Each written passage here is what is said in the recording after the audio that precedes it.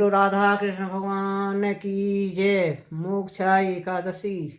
युधिष्ठिर ने कहा, हे भगवान कृष्ण, आप मुझे 26 एकादशों के नाम व्रत विधि बतलाइए तथा किस देवता का पूजन करना चाहिए यह भी कहिए भगवान।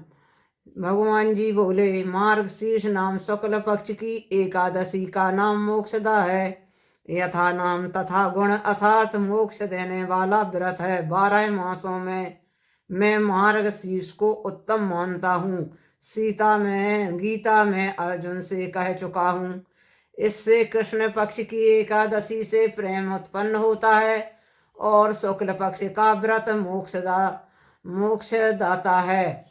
इस व्रत में दामोदर भगवान का पूजन करना चाहिए। आज व्रतधारियों को यजमान से मेरी उखल बंध लीला का श्रवण करना योग्य है। अब मोक्षदा एकादशी की पौराणिक कथा सुनाता हूँ। प्राचीन गोकुल नगर में वैशाखा नस नाम का राजा धर्मात्मा और भक्त था। उसने रात्रि को स्वप्न में अपने पूज्य पिताजी को नगर भोगते हुए देखा। प्रातः काल ज्योतिषी वेद पाठी ब्राह्मणों से पूछने लगा, मेरे पिता का उद्धार कैसे होगा। ब्राह्मण बोले, यहाँ समीप में पर्वत ऋषि का आश्रम है, उसकी शरणागत से आपके पिता शीघ्र ही स्वर्ग को चले जाएंगे।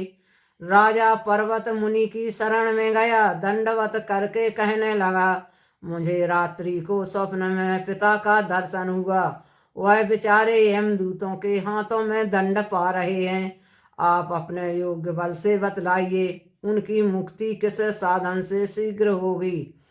मुनि ने विचार कर कहा, और धर्म सब देरी से फल देने वाले शीघ्र वरदाता का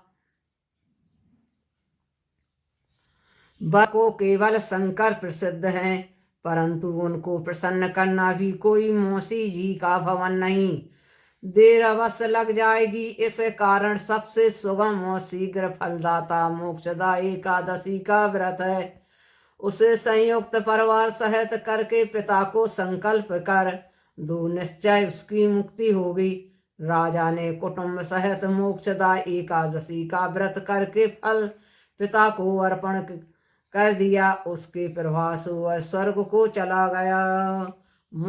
मोक्षदा एकादशी का महात्म जो सुनता है उसे वाजपेय यज्ञ का फल मिलता है।